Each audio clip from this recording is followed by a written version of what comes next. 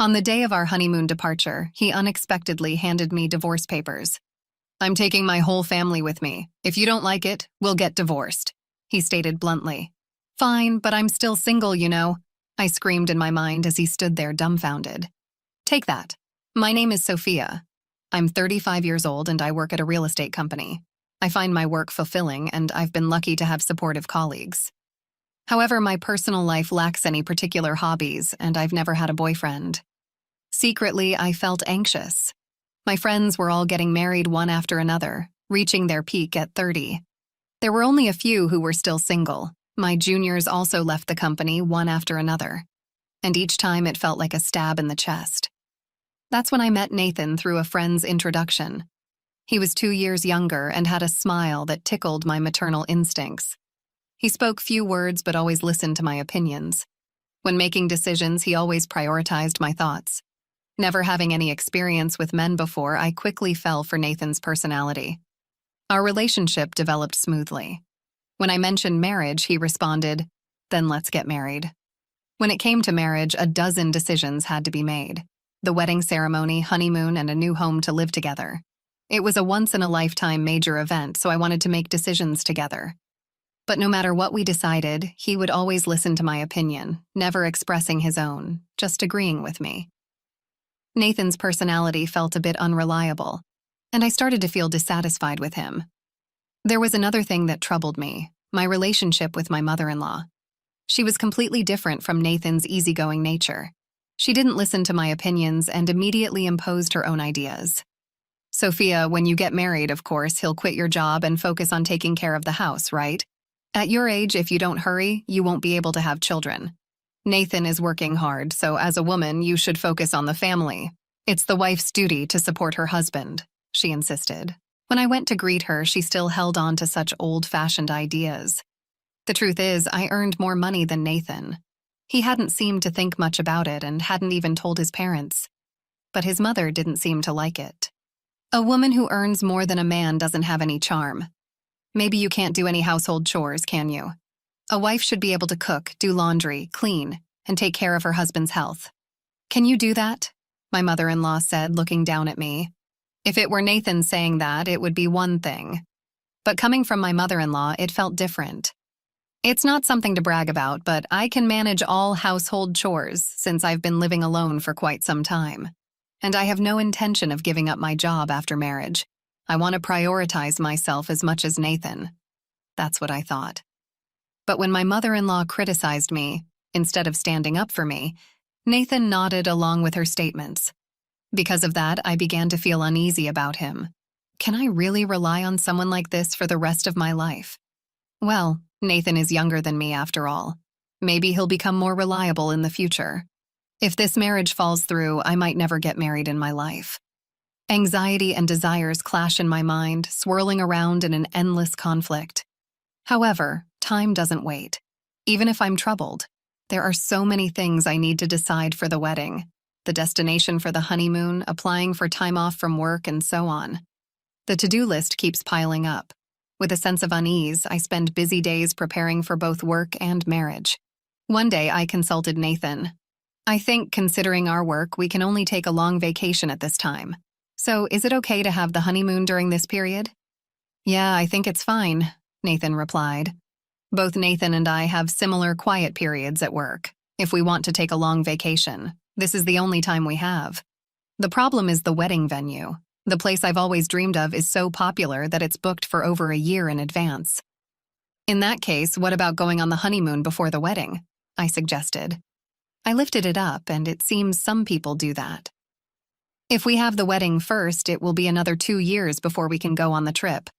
If you're okay with that, Sophia, then I'm fine with it too," Nathan said. I thought Nathan wouldn't object, but his easy agreement surprised me. At this rate, it seems like all my opinions will be accepted. For the honeymoon destination, the menu for the wedding, and the decoration of the venue. I do have a desire for Nathan to express his own opinions a little, but it's better than being opposed. So whenever I found a moment, I continued to make progress with the preparations for both the honeymoon and the wedding. In the end, we settled on Europe as our honeymoon destination. I debated until the last minute between Hawaii and Europe. Hawaii is nearby, and I figured there would be another opportunity to go there. So I opted for a tour around Italy and France, relishing the picturesque streets and delectable cuisine. I also looked forward to exploring stylish accessories and perhaps purchasing some commemorative tableware, marking the start of our new life together. After considering various schedules and destinations, I completed the application about a month before the tour. By then, I was completely excited. After all, it was my first overseas trip. It was impossible not to feel thrilled. My mind brimmed with everything related to Europe, from buying the necessary items for the trip to planning our activities at the destination. Because of that, any dissatisfaction I had with Nathan had completely disappeared. As the honeymoon approached with just 1 week remaining, Nathan suddenly initiated a conversation. "Sophia, I have a favor to ask," he said. It was unusual for Nathan to ask for something, so I wondered what it could be. Could it be about the trip? Did he find a place he wanted to visit? Filled with anticipation, I asked, "What is it? What's wrong?" He innocently made the request. "I want to go to Chantilly when we're in Paris. Mom really wants to go there, my mother-in-law." Wait a minute, what did he mean? I couldn't keep up with this sudden situation. But Nathan replied as if it were obvious. "Huh? Since everyone is going, we'll all be together even during the trip, right?" "What do you mean by everyone? It's a honeymoon, so it's obvious that it's just you and me going," I countered. "But my mom thinks it's normal for the whole family to go," Nathan explained. First of all, my mind began racing with conflicting thoughts. I realized the gravity of the situation. I only made reservations for 2 people, you and me, Nathan. I clarified. The tour deadline was 7 days ago, so today is the last day to register. Regardless of whether we go together or not, I only booked for 2 people, so there's no way we can go. If you ask the travel agency, they can figure something out, Nathan suggested. As I stood dumbfounded by his statement, the intercom in the house rang. On the screen, I saw the figure of my in-laws. Without caring about my surprise, they entered the house carrying a large number of bags. Ignoring my objections, my mother-in-law's eyes sparkled as she announced, "I thought I'd leave the luggage here since we are leaving soon. I'm so excited." Then Nathan said, "Just leave the luggage here," and started leading my in-laws into the room without my consent. "Wait a minute." I tried to stop him in a hurry, but my mother-in-law stared at me sharply. "Oh, what is it, Sophia? I hope you're not suddenly saying you don't want to go together now." I didn't agree to go together in the first place," I immediately retorted. But my mother-in-law paid no attention, saying, "You heard it just now, didn't you? Nathan always thought we would go together with you, right?" In response to my mother-in-law's flattering question, Nathan replied with a simple, "Yeah," taking advantage of his affirmation. My mother-in-law's eyes widened with satisfaction, and I realized I had been set up. She began to deny me. "It's normal for the husband's parents to go on the honeymoon. Don't you have such common sense? I hope you won't have any unpleasant experiences during the trip with us. Since it's a special honeymoon, we want to make good memories, right? I'll make sure to drill some common sense into you during this week before we go on the trip," she continued. It's supposed to be a special honeymoon, drilling common sense into me, I thought. It felt like everything was being ruined. I clearly felt my blood boiling. "Mother-in-law, this is a honeymoon, you know. Normally it's supposed to be just the husband and wife going, right?" I stood my ground, realizing that if I continued to listen to my mother-in-law's side, it would jeopardize the future I desired. I was determined to avoid that at all costs. However, my mother-in-law stubbornly refused to compromise. Not only that, but she also began to deny me. "The husband's parents are supposed to go on the honeymoon together. It's just common sense. I can't believe you dislike being with us. I thought we would become a family, but our common sense is different. You don't like me and nothing seems to match." "How sad," she said, lowering her eyebrows in an artificial manner. The end of her words, "how sad," contained an underlying smirk. I was convinced that she was deliberately trying to trap me. That's how certain I was. Even Nathan, without questioning, began to blame me based on my mother-in-law's words. "Sophia, what the hell? They're my parents. It's okay to go on a honeymoon together, isn't it? It's impossible. We've already made reservations for 2 people. Besides, I've never heard of a family company honeymoon trip," I declared. Nathan shouted angrily as if picking a fight. "I never thought you hated my parents so much, Sophia. That's it. Just leave for today." He looked at me as if he couldn't believe what he was seeing. As Nathan spoke, a wicked smile formed on my mother-in-law's face. Why does he always take his mother's side without listening to his spouse's opinion?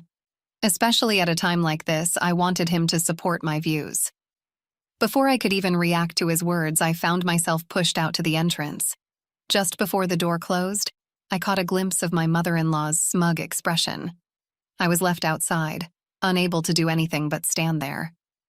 Why am I being treated like the bad guy? Why does everything have to be ruined, including this precious trip? Frustration and sadness overwhelmed me, and tears began to flow. A few hours later, I received a message from Nathan. I want you to see if it's still possible for them to join the tour. If not, we'll cancel this trip and apply for a tour where all 4 of us can go. Please think rationally. If you reconsider, we can figure it out properly. I didn't think I was in the wrong, so I had no reason to apologize or respond. Nathan must have been angry too, because there was no contact after that message. Time passed, and the day of our honeymoon departure finally arrived. I couldn't imagine enjoying it in my current state, but we had been preparing for this honeymoon for a month. I couldn't refuse. As I prepared to leave the house with a heavy heart, the intercom rang. Nathan had come to pick me up. We hadn't seen each other since that incident, so I didn't know what kind of face to put on. The fact that he came to pick me up meant that he still intended to go on the trip, but he didn't have a single suitcase with him. Instead, he handed me divorce papers. After hurting my parents, you still intended to go on this trip, didn't you? I'm taking my entire family on this honeymoon. If you don't like it, let's get a divorce, he said, thrusting the divorce papers in front of me. At that moment, I finally realized what kind of person he was. I thought he would listen to my opinions and prioritize me, and that he was kind. But that wasn't the case.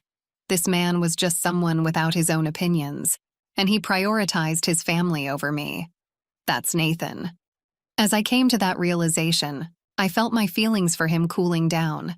Even if I were going to marry him, I couldn't see myself overcoming the many challenges that awaited us in the future and becoming a family with that mother-in-law. It was an impossible scenario. Determined, I pointed at the divorce papers in front of me and said, "Sure, but I'm still single, you know?" "Huh?" Nathan exclaimed, clearly surprised by my words. "Single? What do you mean? Weren't you listening? We talked about going on the honeymoon but delaying the registration until the day of the ceremony. I made sure to get your permission, Sophia. You know, you didn't forget, did you? The marriage certificate is still in the drawer, and you even said, 'If you are fine with it, Sophia, then I'm fine too.' That's right. Divorce or not, we're not even married yet. There's no problem with going on the honeymoon with my maiden name," I said, as Nathan's expression suddenly changed. But immediately he turned red and raised his voice in frustration. "Are you out of your mind to give up on marriage just because of a honeymoon? Get a grip, Sophia," Nathan exclaimed, matching my intensity with his own strong voice. "This is the result of me being rational. I've been so desperate to get married that I couldn't see reality clearly. I don't think I can be happy marrying someone who doesn't listen to the opinions of their future spouse and doesn't support them. I'd rather stay single for life. Thanks for making me think that way." Haste makes waste. I keenly felt that this saying was true.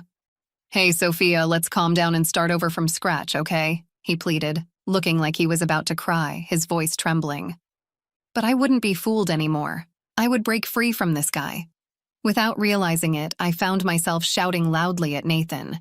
"If you're so desperate for a family trip, why don't you go with your family of 3? But in return, you'll have to plan everything from the tour reservations to the itinerary all by yourself.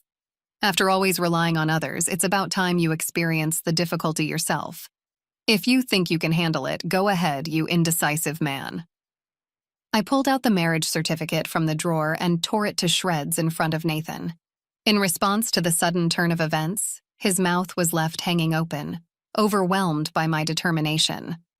Nathan was completely taken aback. "Well, do you understand how serious now? I refuse to have a future that's pitch black. It's over between you and me. Why don't you hurry back to your beloved mommy and cry to her, you mama's boy?" Leaving a dumbfounded Nathan behind, I slammed the front door shut.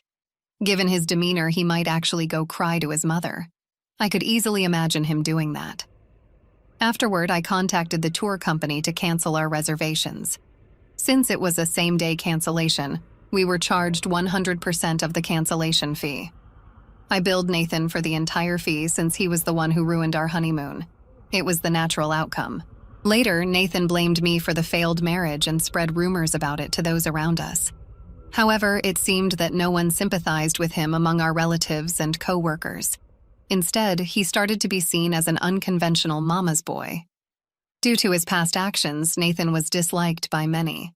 When I told my parents about the divorce, they were initially surprised, but quickly accepted it. Marriage isn't the only source of happiness. As long as you're happy, Sophia, that's what matters, my mother said, and I couldn't be more grateful for her words. As a side note, since then, my hobby has been traveling. I felt it would be a waste to let long vacations go unused, so I embarked on my first solo trip. Going overseas alone was a bit daunting at first, but I enjoyed a relaxing time in historic cities I had always wanted to visit. Wow, being alone is actually quite enjoyable, I thought. Thanks to the historical adventure trip, I've started to fully enjoy solo traveling. Whenever I have time off, on my next break, I'm planning to embark on my next overseas trip. I've begun a life where I won't let myself be controlled by marriage alone. Thank you for being amazing viewers and subscribers. Here's to many more great moments together on our channel.